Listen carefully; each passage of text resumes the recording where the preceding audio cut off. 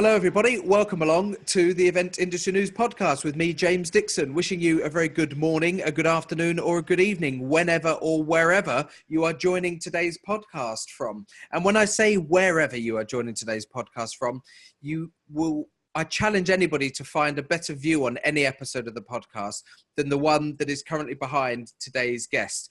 We are joined on today's podcast by Fredrik Jensen. Fredrik is the CEO of Volt and is currently sat on what looks to be a beautiful balcony in Austria. Fredrik, thanks for joining the podcast today. No worries. Thank you for having me. Yeah. It's a glorious day. We're recording this podcast at the very end of February. It's likely to be broadcast and published probably in the middle of March.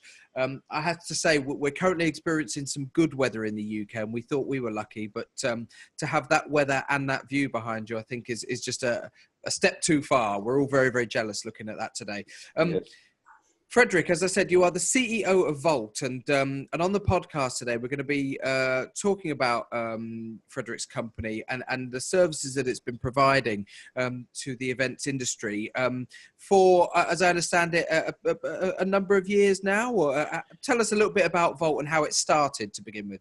Yeah, it was founded in 2012, and it really took off in 2013.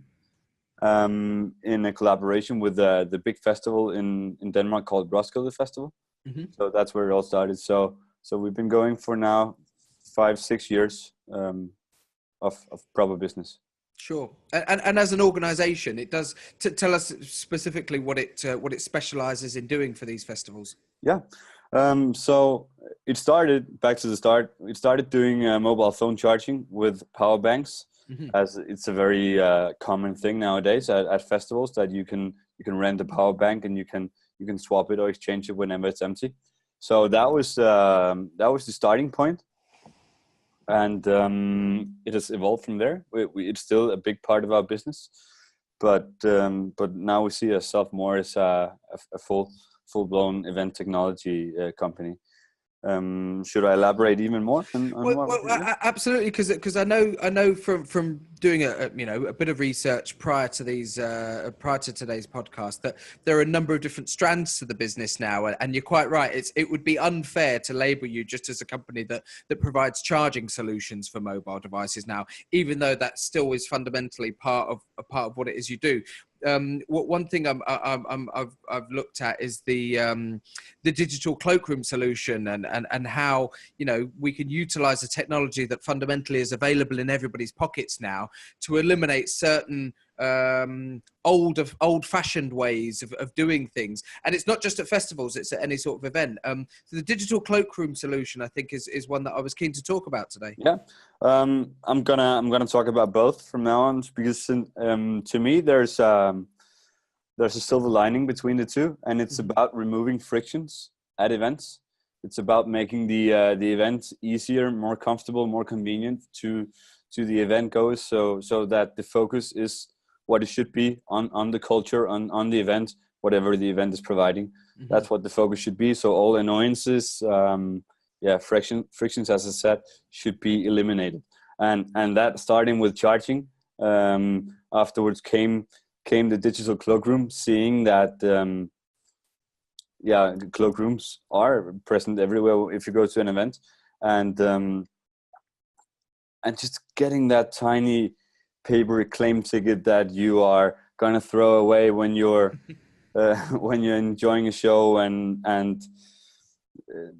that was sort of the beginning of it all, and now much more is to come. Because one thing people are very, very protective of is their mobile devices. Yeah. People can lose their wallets, they can lose their credit cards, they can lose their sunglasses, but generally speaking, you will always be very, very protective of your mobile phone because you know that you rely on it so heavily. So if more can be done to take away, like you said, this friction, some of the paper ways of doing things, and utilize something that people are 99% of the time going to have on them, that's going to provide a better service for everybody involved. Yeah, and standing in line, of course. Like one thing that both event goers and the events are trying to avoid is people standing in lines. Mm-hmm. As well as now it's an event technology magazine we're talking about here, so everybody probably understands that the more people can be, that people shouldn't be on their phone all the time, but they're there to enjoy the event, of course. But nowadays, the event app and all the services that comes with having a phone on you is crucial, and the more people can use the like the so many channels, be in the event app and so on, the better for the event, basically.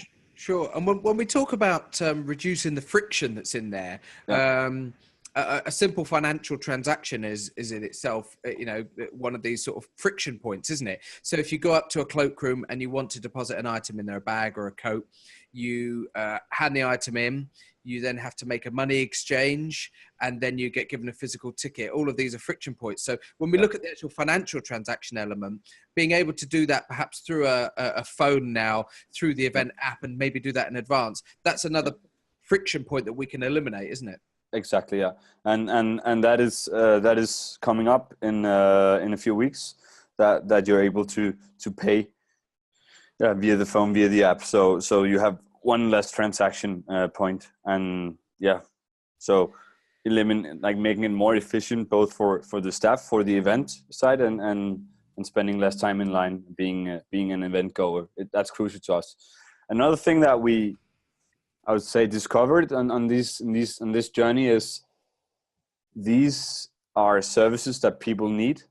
Yeah. So by providing these services, you are fulfilling a need, and if something need always have it generates a lot of traction. Of course, we can see by providing our services that this is for us the most. I think we're going to talk about that, so I'm going to jump directly into it. But it can generate a lot of lead. It can generate a lot of interactions, sure. and therefore a big part of what we do today is taking brands to events, or helping events, making meaningful activations, sure, for the event, for the brand, and for the event goer. We have one saying, and that is we don't want to be in it if it doesn't provide value all the way around. So we see a triangle of events, event goers, and brands, and we want to be right in the middle of that, providing more knowledge, more events, more brand activation platforms to the event, providing value, making stuff more frictionless at events for the event goer, and actually providing real value instead of just having a big sign on top of a stage. We want to create value, and on the other hand, we're gonna create activations that can both be quantified. Like we can, if we bring a telco to a big festival, they can provide the free charging service or the free cloakroom service. Instead, they can generate a lead that they can bring back home and actually generate some value with after the event. And that's a big thing for us. And this all ties in with the idea that, as I said, we're utilizing a device that everyone's carrying nowadays. You know, people are very protective of it. They will always have that on them, but there is that desire and that need to maintain, first of all, the charge on it, which is where the original part of the business came in. But if you are then utilizing that device, you're essentially opening up a new line of communication between the organizer and their customer. If we look at the cloakroom scenario, where they used to be just given a pink or a yellow or a blue ticket with a number on there, there's no means of communication between the customer and the organizer there. That is simply one point of communication between one person and the person who stood in that cloakroom. By doing it this way, we're opening up a whole new line. Exactly, yeah. And this is what is very interesting to brands as well, because you have that actual physical contact, first of all, that can of course be like fully branded with whoever wants to be the provider of the service, but also you can get that instant text message and email that we don't think it's intrusive, because you're waiting for your ticket anyway, and you don't have to spam the event goer with huge amount of text, but it can just be, okay, we're taking care of your stuff while you're having fun. Love, X company. And that's just a very powerful way of communicating nowadays. And of course, you're also potentially opening up new ways of actually managing the processes and the protocols that are involved. And if we look at a major music festival like Roskilde, you're going to be dealing with thousands and thousands and thousands of customers. If you go up to the Cloakroom, for example, and you say, right, I want my coat or my bag, it could take them, I don't know, 5 or 10 minutes to actually locate it and to bring it to you. So instead of you waiting there, you could request it, you could presumably go somewhere else and then be sent a message when that's ready for collection, rather than you having to stand there waiting for that to happen. Yeah, you have endless of possibilities that way. Imagine a scenario where you could also, and it's a coming up thing, it's not there yet, it will be here soon, but one thing is that you can provide the event goal with information of how long is the line? Is the line, is it long at the moment, or should I just wait 5 minutes? As well, you could enhance the efficiency of the staff, because people can request the jackets or whatever item in advance, and it can of course also be bundled up with a variety of signaling equipment, so your whatever jacket number is lighting up when it should be picked up. So there's a number of possibilities here.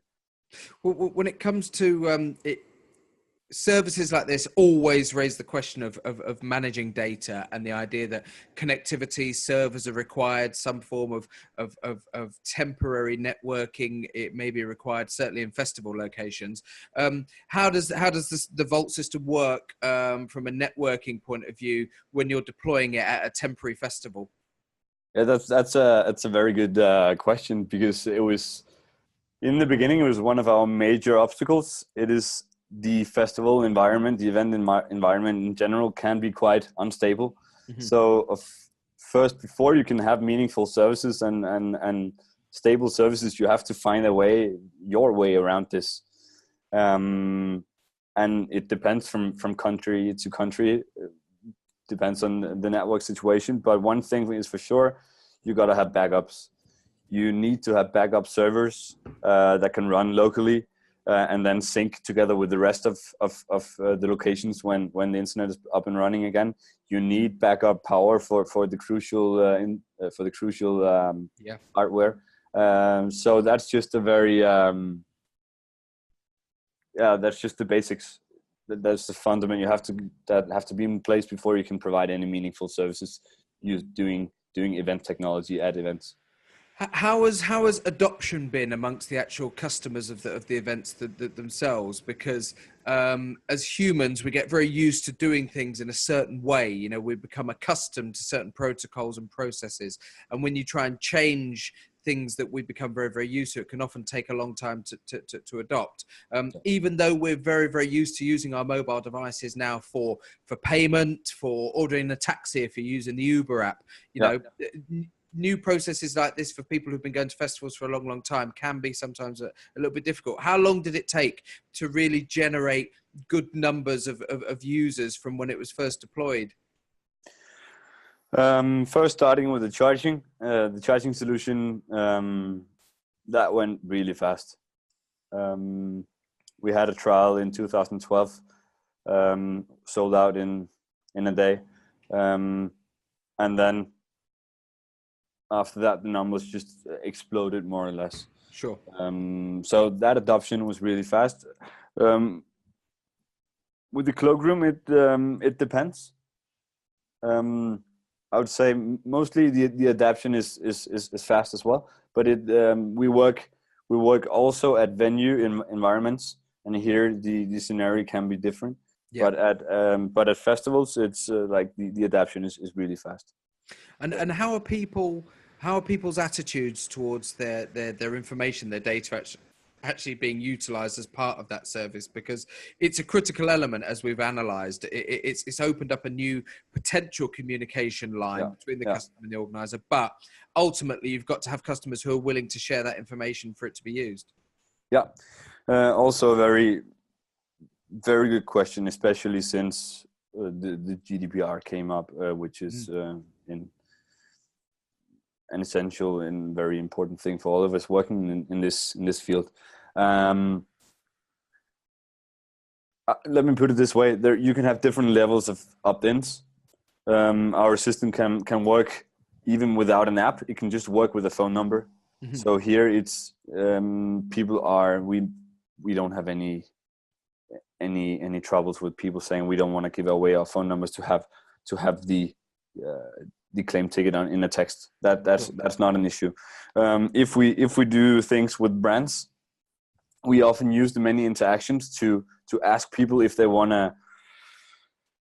to say be part of a competition, and it has to be a very, very clear and voluntary opt-in if brands are joining in these on this data.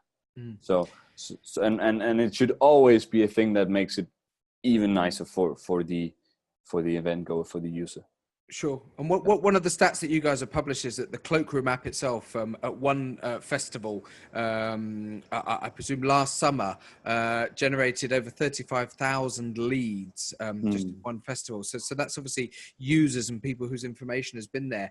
In terms of leads and how that information is subsequently used, are we seeing, or are you seeing that this is being used by the organizers to analyze their customers' behavior patterns better, or is it being used from a sponsorship and an advertising opportunity point of view to maybe look at new sponsorship revenues that they can come in?